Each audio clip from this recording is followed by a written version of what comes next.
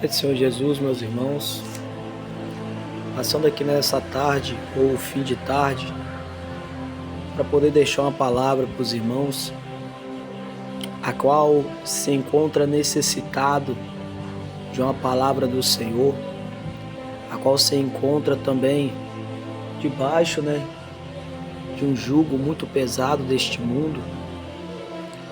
E nós vemos, irmãos, que o fim está próximo. Aí você talvez se pergunta vendo este vídeo, mas, irmão Ezequiel, como assim o fim está próximo? Pois a minha avó já faleceu, minha mãe já morreu, e eu estou aqui, Jesus Cristo não voltou. Ela também falava que o fim estava próximo, ele também dizia que Jesus Cristo estava às portas para voltar, e até agora não voltou, e eu estou aqui.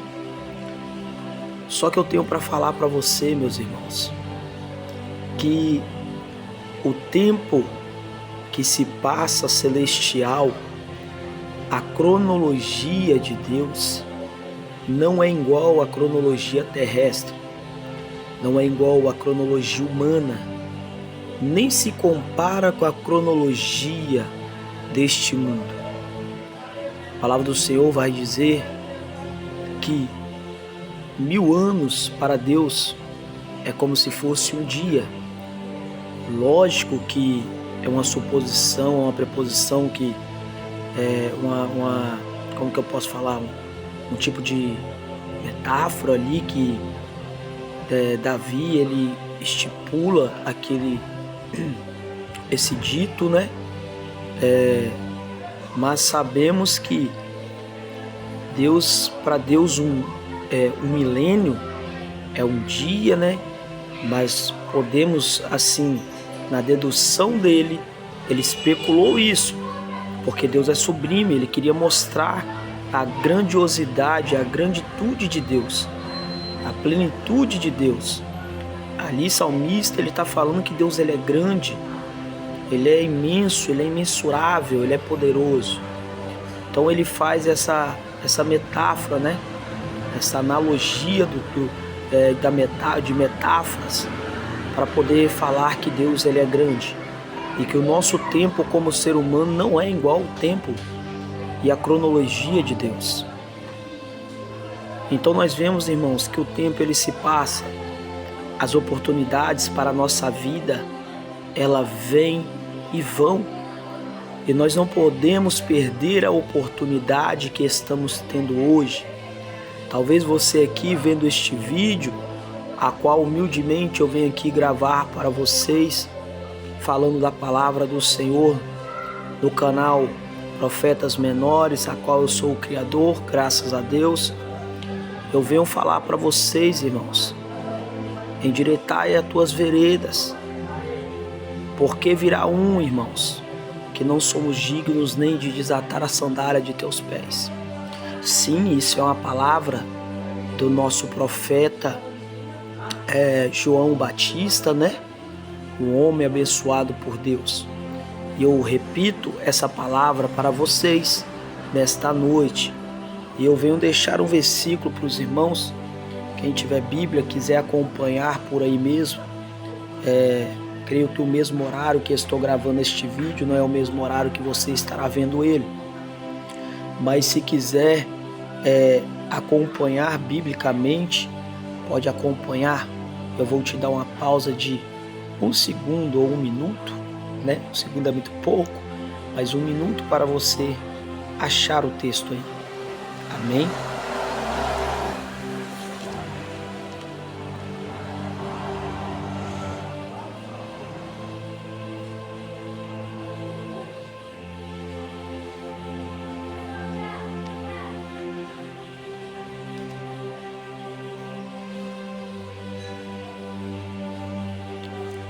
Então, irmãos, o texto ele se encontra no livro de Marcos, no seu capítulo 14, no seu versículo 38.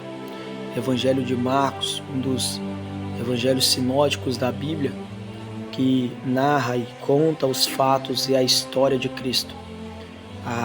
caminhado o caminho de Jesus Cristo sobre a face, desde Nazaré até a entrada triunfal a Jerusalém, até o sinédrio dos saduceus, essênios, fariseus e até a crucificação. Nós vemos que Marcos ele é pouco detalhista, é um homem a qual narrou a história de Cristo, mas não com tantos detalhes. Mas nós vemos que Marcos também é um homem a qual, por autor e narrador do livro de Marcos, né, que é o próprio livro dele, a qual narrou a história de Cristo, acompanhou Cristo, nós vemos que ele aqui, ele vai também contar toda a trajetória do nosso Senhor Jesus Cristo e Salvador. Então nós vemos que no capítulo 14, no seu versículo 38, vai dizer assim: vigiai e orai, para que não entreis em tentação. O espírito, na verdade, está pronto, mas a carne está fraca.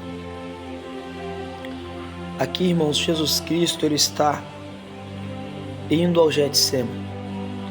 E quando Jesus Cristo ele vai ao Getsemane, ele leva contigo Pedro, Tiago e João. Nós vemos que Pedro, a qual dado o nome por Jesus Cristo, pois o nome verdadeiro é Simão.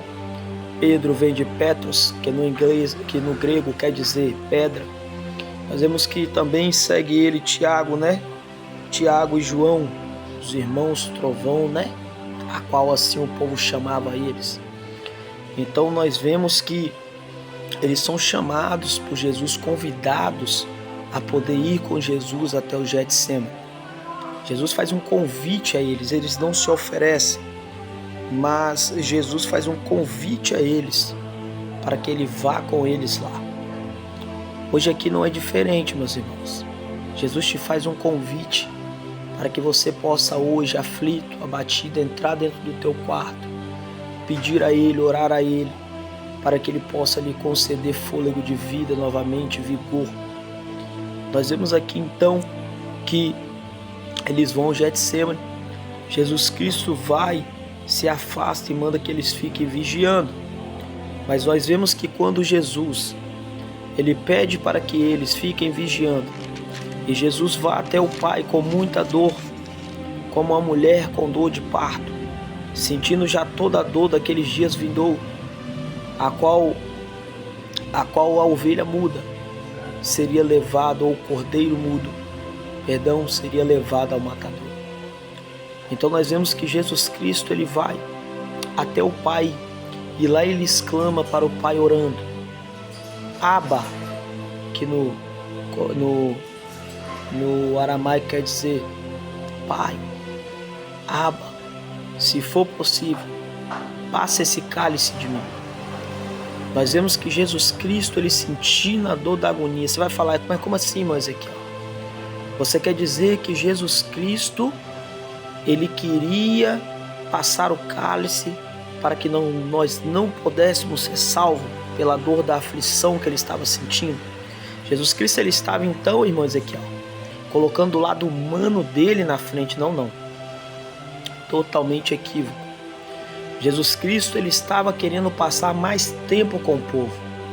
Jesus Cristo tinha se apegado tanto ao povo terrestre, tanto ao povo dessa terra, que o seguia, tantos discípulos, que ele queria passar mais tempo. Ele queria instruir mais o povo. Então, quando Jesus Cristo fala, passa esse cálice, ele não está falando para dar o cálice para outra pessoa. O cálice da agonia, o cálice da expiação do pecado.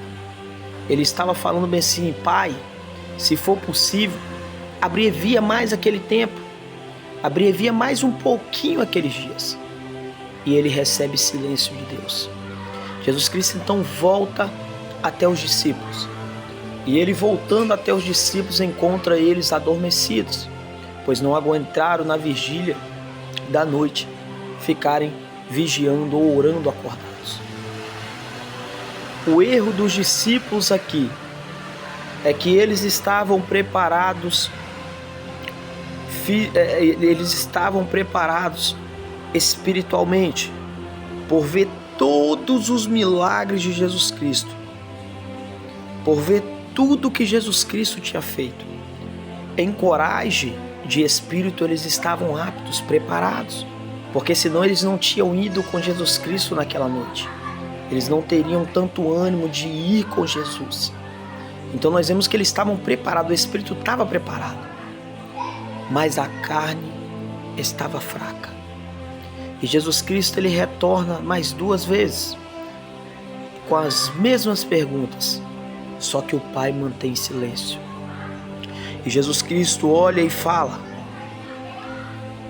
basta, é chegada a hora. Mas Jesus Cristo, antes de dizer isso aos discípulos, ele fala para o Pai: Pai, mas que seja feita a tua vontade e não a minha. Que de toda maneira e forma seja feita a tua vontade, Pai. Porque às vezes, irmãos, oramos a Deus. Nós vemos que Deus ele faz o silêncio. E às vezes nós ficamos agoniados, incomodados. Mas Deus ele está em silêncio porque ele está trabalhando. E nem todas as vezes, irmão, que você orar para Deus, nem todas as vezes que você pedir para Deus, Deus ele vai estar te respondendo. Porque nem toda vontade que é sua é a vontade dos céus. Nem toda vontade de oração que você exclama a Deus, que você pede a Ele, é da vontade de Deus. Talvez é da vontade do teu coração feito de carne, mas não é da vontade de Deus. E Deus ele vai manter silêncio, Ele não vai te responder. Mas todavia Deus vai entrar com providência.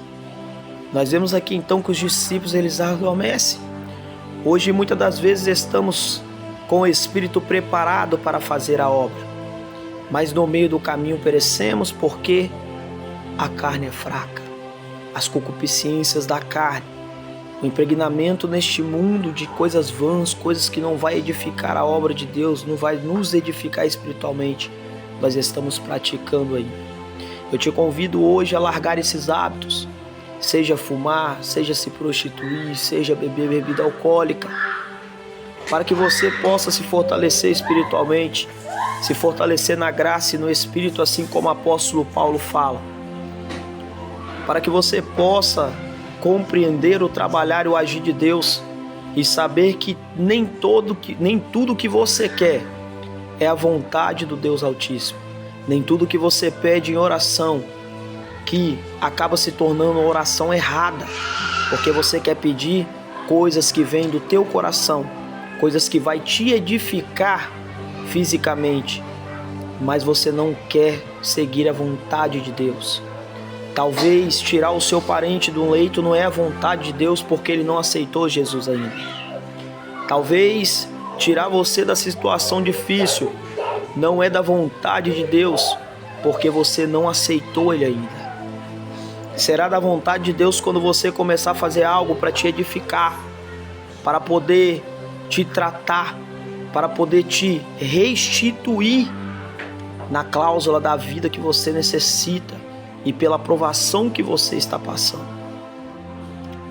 Então eu te convido nesta noite a começar a largar todos os hábitos, se policiar, poder se monitorar, para que você não seja como os discípulos naquela noite, estejam adormecidos. Na hora de orar, de fazer a vontade do Pai, você está adormecido. E Deus te convida hoje aqui para você acordar, despertar. Não só o espírito está preparado, mas que a carne também esteja mortificada para as coisas do mundo. Que ela esteja também sendo mortificada, para que você possa abandonar as práticas que você ainda comete. E não fica se castigando, irmão, porque Deus ele sabe da tua necessidade. Temos que abandonar as práticas do pecado, as práticas mundanas, mas Deus sabe qual é a sua luta, Deus sabe qual é a sua peleja. Mas comece a abandonar isso, comece a jejuar, comece a orar, comece a buscar mais a Deus. Que Deus possa te dar uma injeção de ânimo, um êxtase, assim como deu em Pedro, lá em Atos capítulo 9.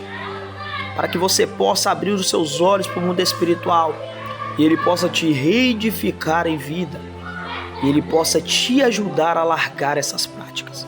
Porque Jesus Cristo aqui em Marcos capítulo 14, 38, Ele nos mostra claramente que a carne é fraca e ela atrapalha o espírito que está preparado. É como se o espírito tivesse preparado para atravessar o rio, mas no meio da travessia para outra margem estivesse uma grande tempestade te atrapalhando. Mas lembra, varão, lembra, irmã, que Deus ele está nessa tempestade. Jesus Cristo ele está no barco e ele não está na frente do barco, ele está na polpa, aonde fica o capitão do barco. Então lembre-se, irmão, no meio da dificuldade, da aflição, Jesus Cristo ele está no barco, não para por nada. Mortifica a carne, abandona a prática do pecado, porque Deus ele vai te atender. E lembre-se, nem toda a tua oração que for para edificar o teu ser pessoal vai ser a vontade de Deus. Se você não for atendida, não joga Deus contra a parede. Se você não for atendido nas suas orações, na sua consagração, não ache que Deus te abandonou. É porque não é a vontade dele. Mas sim que nós façamos a vontade dele. Para que fazendo a vontade dele, ele como sendo nosso Pai, para que ele venha também nos edificar segundo o querer e a vontade do Pai eterno, que é o nosso Deus sublime e poderoso. Que os irmãos fiquem na paz, que essa palavra possa adentrar no coração dos irmãos, que Deus possa abençoar a vida de vocês grandemente, em nome de Jesus Cristo. Nessa noite eu me despedo dos irmãos, fiquem na paz, em nome do Deus Altíssimo de Israel.